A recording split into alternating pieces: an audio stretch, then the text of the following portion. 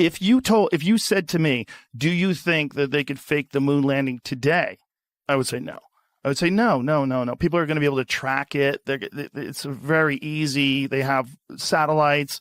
They're going to know everything.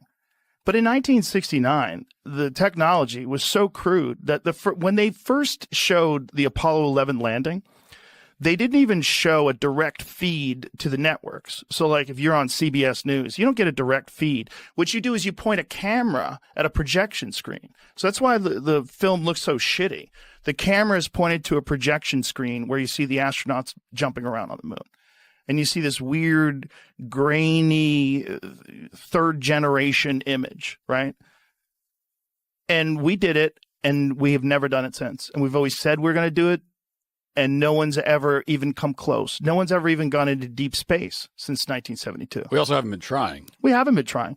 But we always talk about going back, including Herbert Walker Bush talked about going back. George W. talked about going back. They all talk about going back, but nobody ever gets anywhere. Well, I think that's because we lost the spirit and hunger for discovery. We didn't just lose that. We lost all the technology from the Saturn V rocket. They don't even have that anymore. In fact, they don't even have the original film. They erased all the original footage of the Apollo missions. So you just have copies of everything. You could develop the technology again. You can do all that. Sure you could. If you can get through the Van Allen radiation belts into deep space with human beings and have them safely come back. But I think what you're describing to me, all that does is highlight how incredible the achievement was. If they did it. Right. If they did it. But I don't. Well, here's the main point. There's no evidence, because saying that it was a hoax is an assertion of it's not you're not just denying an event, you're asserting a whole other event that you say happened instead. And there is evidence that we went to the moon. Now someone who's a skeptic might say it's not enough evidence or it's not good evidence. There's like evidence. There's eyewitness. There's people that went and came back and told us. There's footage. There's a lot. Okay. There is evidence. Okay. But there's no evidence of the hoax. Like no one has come and said, "Here's my affirmative evidence that this hoax happened." It's never happened. Apollo 11, I believe, when the booster took off on the moon, they were like, "Oh, we think it might be hollow," and it's it seems like actually the outer layer of the moon is less dense, or sorry, is more dense than lower layers, which pattern matches only to an excavation site. That's obviously in Earth, the lower you go, it's more dense, right? And so Apollo 12, they intentionally crashed the booster of the lunar vehicle onto the moon. They put seismometers there, and they said that it rang like a bell. This is all fact. You could look all this stuff. It's super weird. It is really weird. I know you did an episode about that with Randall Carlson. The idea that the moon was somehow another place there to stabilize our atmosphere is so crazy. It is crazy. And then you obviously have to sort of think in probabilities all the way down. Lowest probability, craziest thing is Ingo Swann, who is another remote viewer in the Stargate program.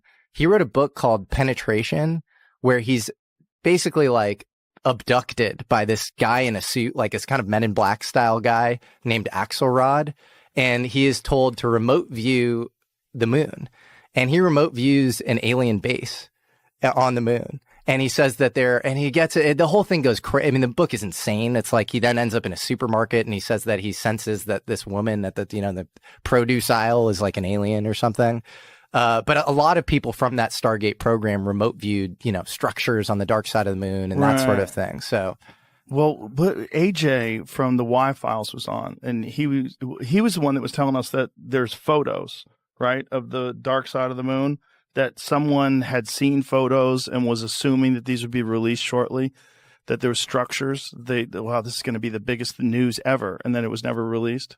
Are you talking about maybe Carl Wolf? Is that what it was? Who was taken to, this is all his claims, and he died in a freakish bike accident. What's your relationship with these things? What is the U.S. government's relationship with these things? And there's evidence that there is a relationship and that it's longstanding. And that raises like a lot of questions about intent. And so like, what is that? And I just personally decided, and people have been hurt by these things. That's a fact. That's a fact. It's a knowable fact. It's a provable fact. And killed.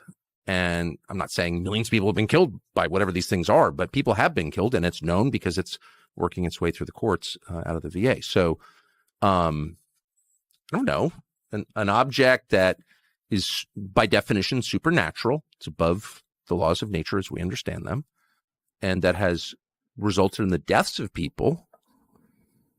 We don't spend enough time thinking about like what that adds up to. Like, not good, actually, not good.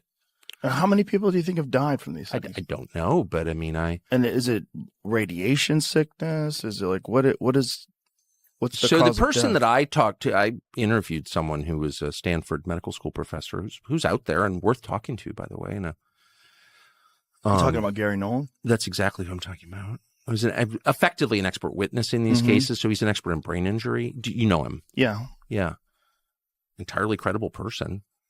Checks all the boxes that I care about. He's got patents, so he's like a lot of Stanford University professors. He's like independently rich. He flew to, I live in a remote place, and he flew to my place at his own expense because he wanted to tell his story. So he's got no profit motive here. He's the most highly credentialed person at the university, practically, Stanford Medical School. We consider that a big deal. And he's worked on this for over 10 years, assessing the injuries to U.S. servicemen from being in close proximity to these objects or having contact with these objects. And his conclusion, as you know, because you've talked to him, is that there's some kind of energy coming off here that scrambles people's brains or kills them. And it's not exactly radiation, at least in his telling to me. So anyway, but the point is, people have died. Yeah. And so, it does raise a lot of questions about like, what the hell, right? What the hell? American citizens have died and you're hiding it. Why are you hiding that? Why would you hide that?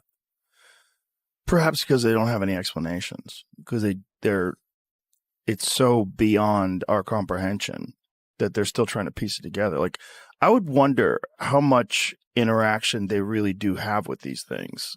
Like, if I was from another planet or if I was some interdimensional being, I don't know how much I'd give a shit about the president. I don't know how much I'd give a shit about the government.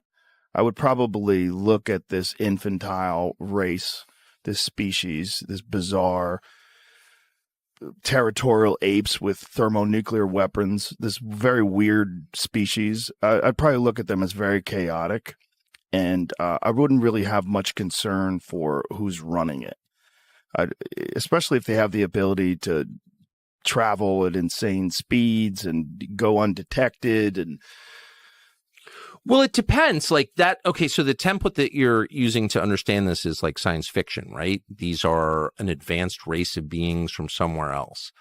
But the template that every other society before us has used is a spiritual one. Mm-hmm. There is a whole world that we can't see that acts on people, the supernatural world. It's acting on us all the time for good and bad. Every society has thought this before ours. In fact, every society in all recorded history has thought that until, I'll be specific, August 1945, when we dropped the atom bombs on Hiroshima and Nagasaki. And all of a sudden, the West is just officially secular. We're God. There is no God but us. And that's the world that we have grown up in. But that's an anomaly. Like, no one else has ever thought that. There's never been a society that thought that. Every other society has assumed, and they've had all kinds of different explanations, and the details differ. But the core idea does not differ, never has differed from caves until now, that we're being acted on by spiritual forces at all times. And so to someone born before or living before 1945, I think it would have been much more obvious that this is the thing that every society has written about. And in fact, that battle, that unseen battle around us, that spiritual battle, has like been the basis of every society, of every religion, not just Christianity. So like, it just, once you discard your very, very recent assumptions, relatively speaking, about how the world works, you're like, well, that kind of seems like the obvious explanation, right? I used to believe in the moon landing. You don't anymore? I had a joke in my act about it, that before COVID, I would have told you vaccines the most important invention in human history. And after COVID, I'm like, I don't think we went to the moon. Yeah, I know that was in your, but you actually think that? I think there is a less than zero possibility that we did not go to the moon. I know. Why do you think we went to the moon? Because it's exactly what you just said about, well, there's a lot of reasons, but the main thing is what you just said about the Earth. The vastness of the conspiracy that would be required to fake that. It's so vast that it's a lot more incredible to believe that we faked it than to believe that we just went. And going to the moon, it's a massive achievement. But I think the greatest human achievement of all time. But even so, to fake it would be even more massive, because not only would you need all of these, space agencies and all the different whatever people in American institutions to be colluding, but you'd also need foreign governments, including adversarial foreign governments, who at this point certainly would know we faked it, and for some reason haven't blown the lid on it. So they're letting us take this achievement that they know. Like, why haven't the Russians come out and said all those things you're saying are true? Right. I don't argue with any of the things you're saying. But one of the things that I think you have to consider was, if it's not possible for human beings to safely go through the Van Allen radiation belts and out into deep space without much protection and face the temperatures that are on the surface of the moon, which get up to 250 degrees and 250 degrees below zero in the shadows. There's no environment there. It's hostile beyond belief. Micrometeorites are flying into the moon all the time. They're flying through space all the time.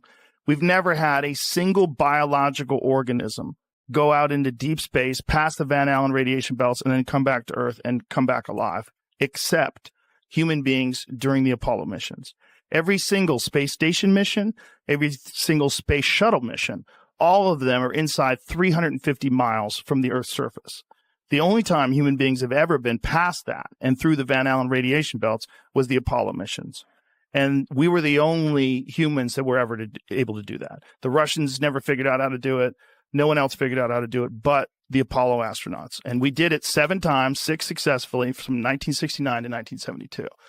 In the 1990s, Fox had a show called Conspiracy Theory, Did We Go to the Moon? And they aired it on television in prime time. And they got me hook, line, and sinker. And for years, I believed that we didn't go to the moon. What changed you? Mostly talking to Neil deGrasse Tyson, but also critical thinking. Also realizing that I was fully committed to that idea without really exploring the possibility whether that idea was incorrect. And that I had taken everything that I saw in that documentary, which is incredibly convincing, and with 100% confirmation bias, I only looked at that and I didn't look at all the contrary evidence. There's some fucked up stuff about the moon landing, unfortunately. And the fucked up stuff is mostly people that were involved in publicity that were doing stupid things with photographs. Like they had taken a picture of I'm going into uncharted territory here, just so you know. Like, you're an expert on this. Yes. I've never gone into moon landing denialism, so I don't know about it. Was Buzz Aldrin... who was the guy that was Michael Collins? Michael Collins in Gemini 15. Jamie's like, I've heard this before. He's seen it many times. Pull out that photo. This is what I'm talking about. With the shadow? No. It has nothing to do with that. This is a photo that they put out as an official photograph of Michael Collins doing a spacewalk. But what it actually is a photo of them testing equipment, and they blacked out the background. So he's in this suit that they were doing with testing, and instead, because they really couldn't get good photos in space because no one's out there with him taking these pictures, right? So they lied. They faked it. This is it. So see the one on the left, you see the real photograph. And this is him in a studio where they're working on him, or warehouse rather, or some sort of a testing environment, working on how to control these harnesses that you would use when you were on a spacewalk. Okay. Because that thing, propels him forward and back, and he's learning how to use it. What they did was they just blacked out the background and reversed it, and then they sold that as him actually being in space. So this is probably an overzealous publicist. And there's a bunch of these. There's a bunch of these when it comes to different backgrounds in areas of the moon that are many, many miles apart from each other. It shouldn't be the same background. And more likely than not, what you're dealing with is overzealous publicists, because photographs were incredibly difficult to get, I'm sure. Well, the moral of this story to me, thank God, first of all, that you're no longer a moon landing denier.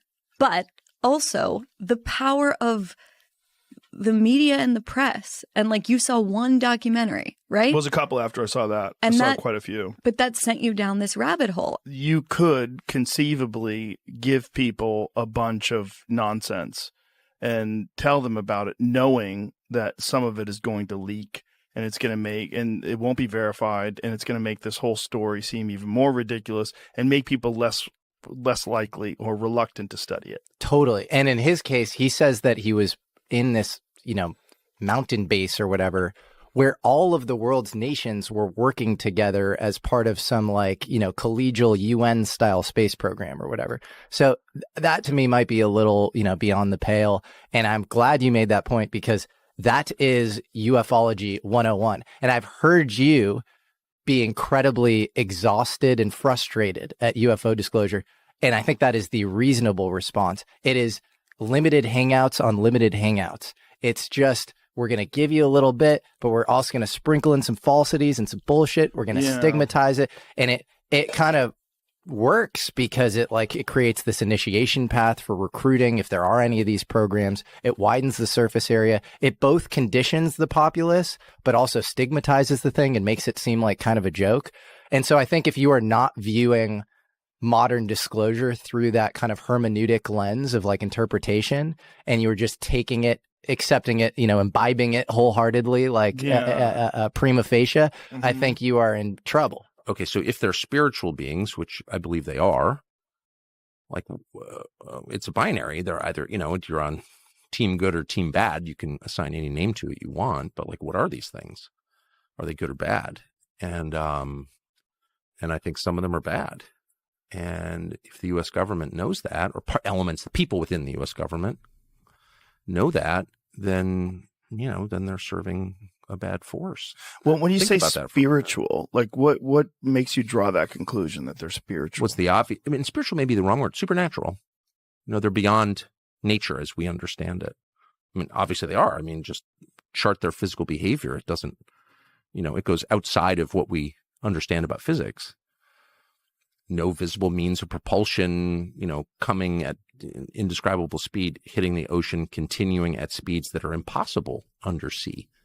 I mean, in other words, if I take a 9mm round or 7.62 by 39 and shoot you at 50 yards underwater in a swimming pool, and it's even more intense in salt water because it's denser, you could catch the bullet if it even makes it to you, right? So if you have a craft, any object underwater that's traveling at 500 knots as measured by sonar, right there, you're challenging our understanding of physics. What is that? How can that be? So yeah, they've tracked that. They've tracked things going 500 knots under the sea. Yeah, really. Yeah, much faster than any object can actually go under sea. Oh, for sure. Oh yeah, there's a lot of stuff going on underwater, and a lot. And there's video of these things coming out of the sky into the water and also emerging from the water. Right. Yeah. So it's all so blurry, though. I don't think it's that transmedium video. Yeah, I don't think some of it's that blurry. I think some of it's crystal clear. We just don't have access to it. Is that what you mean? Yeah. Just we haven't seen it. Correct. So they have some stuff. For sure. So, but there's just a lot going on underwater, and it's measured. And so whatever. I mean, these are all, again, this is the most obvious observable level of it. But then you just ask yourself, what is this actually?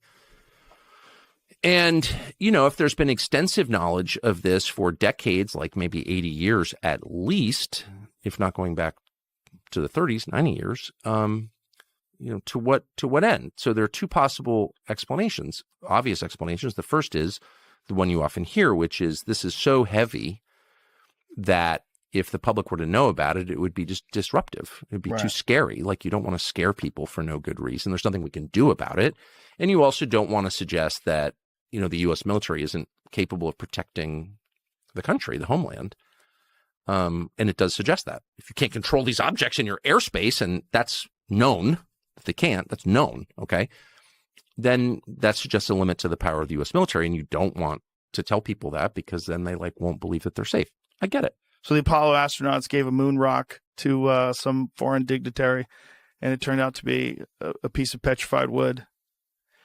They do have samples of moon rocks that came from the moon, but we also have those on Earth. And in fact, Wernher von Braun in 1968, I believe, went to Antarctica. There's all these photographs of him in Antarctica, Antarctica is a great place to take moon rocks because Antarctica is just this gigantic sheet of white, and you can spot the meteorites in the ground. So this is the photo.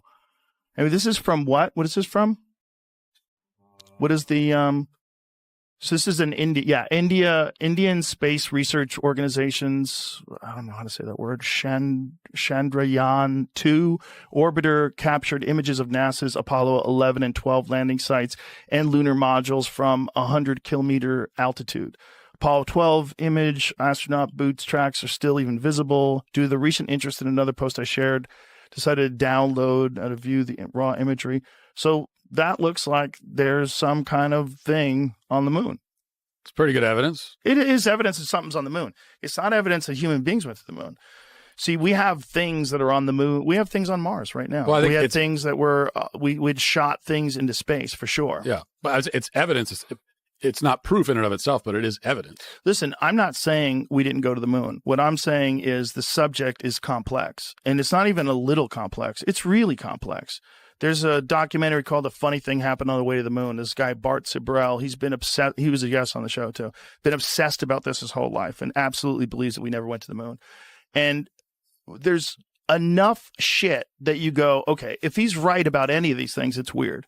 One of the things was some of the photographs of the moon, they ran through one of those AI detectors that can tell you whether or not something's false or artificially generated. And it showed different images from, I think it was a Chinese satellite of the moon. They said this is legitimate. But then it got to these Apollo images, and they said these have been doctored. This is AI. This AI program that all they the ran, images or a few of them? A few of them. But then other ones were found to be authentic. I don't think so. I think they only ran a few images through. If you enjoyed today's episode on JRE Plus, don't forget to give it a thumbs up and share your thoughts in the comments below. Thank you.